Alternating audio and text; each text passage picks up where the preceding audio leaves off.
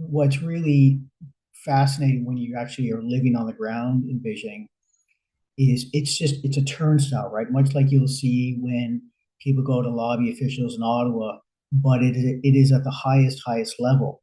So, the reset that the Prime Minister and the government has done has been really significant.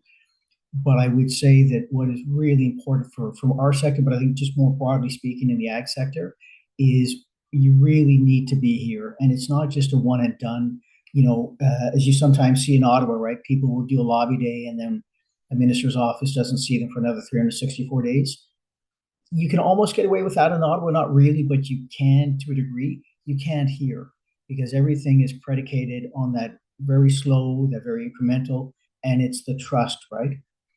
The other piece is when we look at our sector, it took us 5 years to get beef restored. We were suspended in 2021, and we didn't get access again until 3 months ago.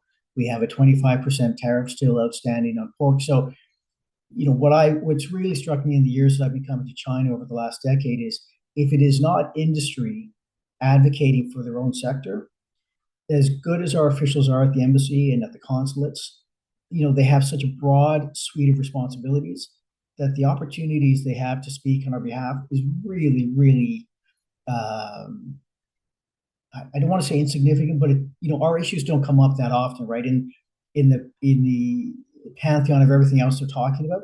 So if we're not here, and if I'm not here talking about red meat, if I'm not here talking about the tariff, there's nobody, frankly, talking about that. And one of the things that's really critical in my experience with talking with Chinese officials for the last decade is they need to understand why it's important. They need to understand what you are doing vis-a-vis your own government to try and find a solution.